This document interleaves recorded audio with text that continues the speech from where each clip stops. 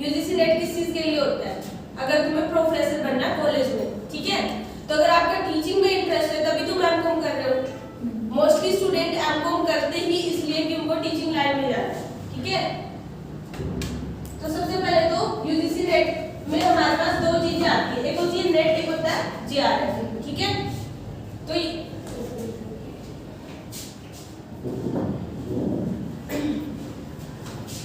तो हर साल जो है ये 2 बार होता है पेपर, ठीक है, साल में 2 बार पेपर होता है।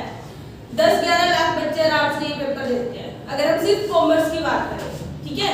और उसमें से 6% बच्चों का नेट क्वालिफाई होता है। नेट और जेआरएफ दोनों मिलाकर सिर्फ 6% बच्चों को जो है वो एग्जाम क्रैक होता है।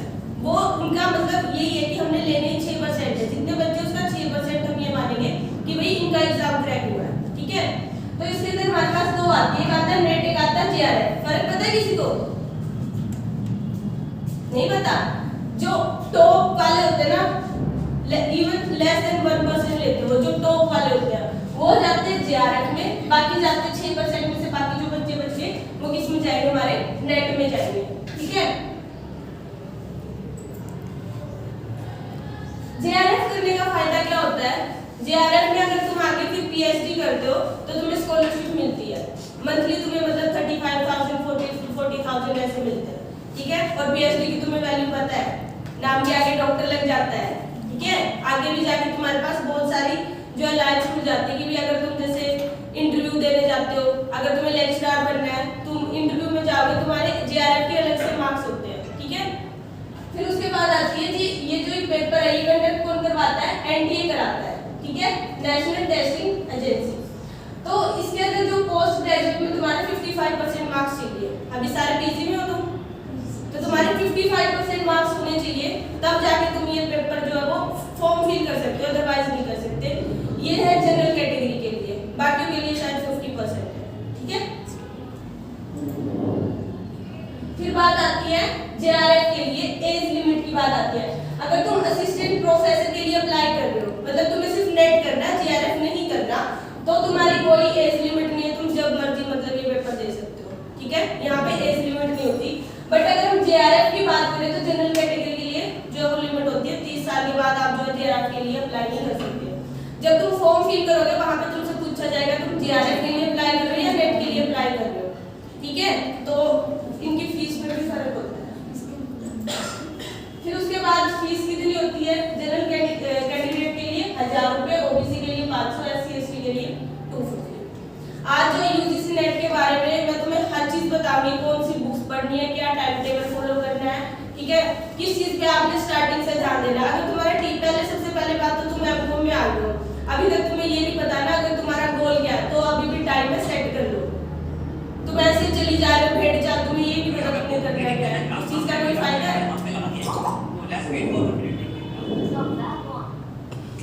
क्या गोल है तुम्हारा? अपनी लाइन बनाई कि हाँ मुझे इस लाइन में जाना है, मेरा एम ये है। आजकल तो 4th 5th क्लास के बच्चों को पता होता है कि हमें ये करना है, बहुत स्मार्ट बच्चे हो गए, तुम्हें अब तक भी नहीं पता। इसके बाद एग्जाम की बात करें तो तुम्हारे 2 पेपर होते हैं, पेपर 1, पेपर 2। जो पेपर 1 होता है तुम्हारा, इसमें तुम्हारे पास दिख रहा है तुम्हें ये जो हमारा पेपर 1 होता है, इसमें तुमसे जैसे reasoning, maths, teaching aptitude, research aptitude पूरा सिलेबस आगे आएगा, फिर बताऊंगा मैं। पेपर 2 में तुम्हारा मेन सब्जेक्ट आता है। अगर तुम इको के में अप्लाई करो, जैसे उनका मेन सब्जेक्ट इको हो गया, हमारे लिए क्या होता है? कॉमर्स मेन सब्जेक्ट होता है। सारे कॉमर्स वाले बच्चे हो, ठीक है। फिर उसके बाद एग्जाम होता है, कैसे? ये ऑनलाइन होता है, मतलब कंप्यूटर पे तुम्हें एग्जाम देना पड़ता है, ठीक है। हिंदी इंग्लिश दोनों लैंग्वेज में तुम दे सकते हो। ऑब्जेक्टिव टाइप एमसीक्यू आते हैं, 4 ऑप्शन होते हैं, तुम्हें एक को सिलेक्ट करना होता है। उसके बाद इसमें कोई भी नेगेटिव मार्किंग नहीं होती, जैसे जो ये हो गए केमिस्ट्री वगैरह के वहाँ पे नेगेटिव मार्किंग होती है, बट हमारे कोर्स में कोई नेगेटिव मार्किंग नहीं होती। मतलब अगर तुमने गलत करा क्वेश्चन, उसके मार्क्स नहीं कटेंगे, ठीक है। नेगेटिव मार्किंग का मतलब समझते हो, ठीक है। टाइमिंग तुम्हें मिलते 3 घंटे मिलते हैं पेपर करने के लिए। अब बात आती है क्वेश्चन कितने होते हैं। पेपर 1 में तुम्हारे पास 50 क्वेश्चन होते हैं, पेपर 2 में 100 क्वेश्चन होते हैं, ठीक है। तो 50 क्वेश्चन, एक क्वेश्चन होता है 2 नंबर का, ठीक ठीक है। तो 50 क्वेश्चन पेपर 1 हो गया हमारा 100 नंबर का और पेपर 2 हमारा हो गया 200 नंबर का, ठीक है। जो लाइन चीज तुम्हें नहीं पता नोट डाउन कर लो साथ में। फिर उसके बाद जो है पेपर 1 में कौन कौन से सब्जेक्ट आते हैं, ठीक है। टीचिंग एप्टीट्यूड, रिसर्च एप्टीट्यूड, एक पैराग्राफ आता है उससे क्वेश्चन पूछे जाते हैं, communication, reasoning, math, logical reasoning, DI, इसमें कंप्यूटर से रिलेटेड हो गया, इसमें एनवायरनमेंट से और इसमें हायर एजुकेशन से, ठीक है। अब मैं तुम्हें बताऊंगी, फोटो मत खींचो, ये वीडियो YouTube पे आएगी, वहां से ले लेना तुम स्क्रीनशॉट, ठीक है। इससे तुम्हारा माइंड डाइवर्ट होगा, या तो पीपीटी चाहिए होगी, मैं तुम्हें पीपीटी दे दूंगी, ठीक है। बस जो मेन चीज है ना, जो मैं बोल रही हूँ यहाँ नहीं लिखी हुई, वो तुम नोट डाउन कर लो, ठीक है। तो देखो इसके अंदर ना हर बच्चे के ना कुछ होता है कि भाई ये सब्जेक्ट मेरा स्ट्रॉन्ग है, ये सब्जेक्ट मेरा वीक है। मैं अपनी बताऊं, मैंने क्या करा था, हायर एजुकेशन में मैंने सिर्फ क्या पढ़ा था, जो न्यू पॉलिसीज वगैरह आती है ना गवर्नमेंट की, वो वाले पढ़ लो, ठीक है। इसके अंदर एनवायरनमेंट के अंदर मैंने सिर्फ प्रीवियस ईयर के एमसीक्यू करे थे, बाकी सारी यूनिट अच्छे से करी थी। मेरा मैथ अच्छा तो मैंने डीआई, मैथ्स, रीजनिंग इन सब चीजों पे ज्यादा फोकस करा था। अगर तुम्हारे ये सब्जेक्ट अच्छे तो तुम इन पे ज्यादा फोकस कर लो। अब 100% मतलब अगर ये 50 क्वेश्चन है, 50 के 50 आज तक किसी के भी नहीं ठीक हुए, तो तुम क्या कर सकते हो, तुम्हें ऐसे लगता है मेरी एक यूनिट है वो थोड़ी सी वीक है, तो तुम उस यूनिट को स्किप कर सकते हो कि इसके मैं सिर्फ प्रीवियस ईयर जो बार बार क्वेश्चन आ रहे हैं, बार बार टॉपिक रिपीट हो रहे हैं, इसके मैं सिर्फ वही करूंगा, ठीक है, करूंगी।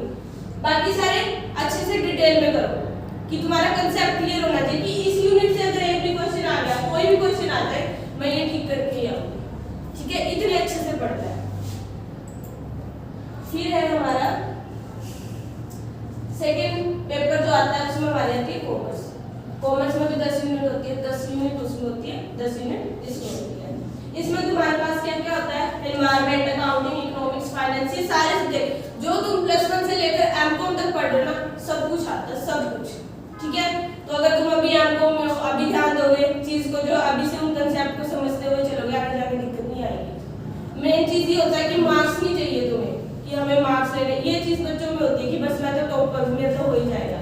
ये जो पेपर है ना, टॉपर के भी रह जाते हैं, यहाँ पे कंसेप्ट चाहिए। अगर तुम्हें पता है ना इसके पीछे क्या लॉजिक है, ये चीज ऐसे क्यों हो रही है, वो कंसेप्ट तुमने समझना है, उस चीज पे फोकस करना है, रट्टा नहीं मारना, ठीक है। तो ये वाली हमारी होगी 10 यूनिट। इसमें से मैंने पहले वाली 9 यूनिट बहुत डिटेल में बहुत अच्छे से करी थी। 10th वाली यूनिट इनकम टैक्स में बहुत सारे सेक्शन होते हैं, वो याद करने बड़े मुश्किल होते हैं, तो मैंने वो जो मेन रिपीट हो रहे थे बार बार वो पढ़ा था, बाकी पहले वाले लोग बहुत अच्छे से पढ़े, ठीक है। अब बात आती है कि तुमने पेपर करते हुए या तुम अभी तैयारी स्टार्ट कर रहे हो, तुम्हें किन किन चीजों का ध्यान रखना है। सबसे पहली बात आती है टाइम मैनेजमेंट। तुम्हारे पास 3 घंटे होते हैं, तुम एक क्वेश्चन में उलझ गए, वहीं पे तुमने 10 मिनट खराब कर दी, तो बाकी क्या पता केवल एक ही क्वेश्चन हो तो रह जाएगा। तो टाइम मैनेजमेंट कहाँ से सीखोगे, जब तुम पहले मॉक टेस्ट दोगे, ठीक है। तो तुम्हें मॉक टेस्ट देने हैं। एग्जाम में जो है रट्टा कुछ नहीं चलेगा, तुमने डेफिनेशन रट्टा मार लिया, ऐसे एमकॉम में या बीकॉम में हो जाओगे पास, बट आगे जाके काम नहीं चलेगा, तुम्हें कंसेप्ट क्लैरिटी होनी चाहिए। फिर उसके बाद जो प्रीवियस ईयर पेपर है उनको उठाओ, उनको एनालाइज करो कि क्या क्या पैटर्न फॉलो कर दिया यूजीसी, ठीक है, किस तरह से एग्जाम में चेंजेस आ रहे हैं, किस टाइप के क्वेश्चन ज्यादा डाल रहे हैं, कौन सी यूनिट पे ज्यादा फोकस कर रहे हैं, कहाँ से क्वेश्चन पूछ रहे हैं, ठीक है। तो वो चीज जैसे कि इंटरनेशनल थ्योरी तुम पढ़ते हो एमकॉम में, पढ़िए इंटरनेशनल थ्योरी नहीं पढ़ी IHRL में, उसमें तुम इंटरनेशनल थ्योरी पढ़ोगे, वहां से एक क्वेश्चन 100% श्योर होता है कि आता ही आता है। तो मतलब कुछ टॉपिक तो ऐसे होते हैं कि ना वहां से तो क्वेश्चन आना ही आना है, ठीक है, तो वो क्वेश्चन बहुत अच्छे से कर लो। फिर उसके बाद आता है मॉक टेस्ट। मैंने पेपर से पहले जब मेरा एग्जाम था, जैसे पिछला मेरा क्रैक हुआ, तो मैंने क्या करा था, 2012 से लेकर 2022 तक जितने भी प्रीवियस ईयर क्वेश्चन थे हर पेपर मैंने सोल्व करा, ठीक है। तो मॉक टेस्ट जितने दोगे, ऑनलाइन इतने सारे मैंने टेस्ट सीरीज एक ऐप है वहां से करा था, मतलब वहां पे फीस लगती है, ठीक है, मैंने वो ली थी, ऑनलाइन परचेज करी थी। और उस पे क्या था, मॉक टेस्ट में बहुत सारे प्रीवियस ईयर क्वेश्चन भी थे, एक बुक भी ली थी, आगे बताऊंगी, उसकी फोटो लगाई हुई है, वहां से मैंने सारे क्वेश्चन करे थे। और क्वेश्चन करने का भी ना तरीका होता है, ये नहीं कि सेम एमसीक्यू आया तुमने रट्टा मार दिया बस अगली बार वही आएगा, नहीं। एमसीक्यू जैसे तुमने कोई क्वेश्चन करा, उसमें 4 ऑप्शन होते हैं, वो 4 ऑप्शन अगर एक ऑप्शन आ रहा है उसका आंसर, तो वो क्यों क्यों आ रहा है, बाकी के 3 क्यों नहीं आ रहे, वो बाकी चारों एमसीक्यू को तुमने एनालाइज करना है।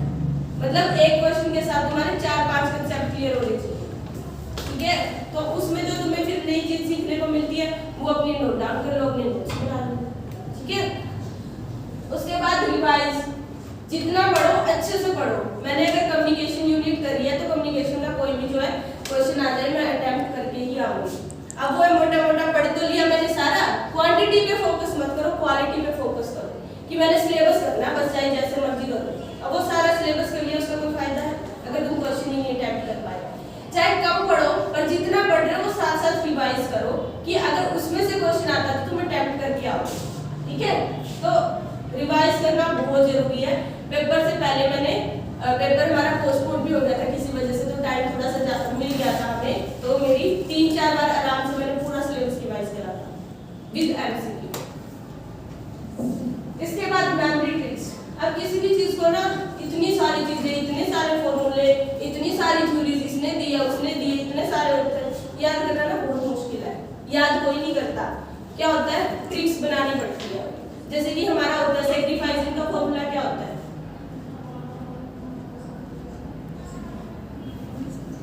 सैक्रिफाइसिंग रेशियो निकालते हैं, उसका फॉर्मूला क्या होता है, old ratio minus new ratio. इसकी मैंने क्या ट्रिक बना ली, SON सन याद कर लिया, S से सैक्रिफाइसिंग रेशियो, O से ओल्ड रेशियो और N से न्यू रेशियो।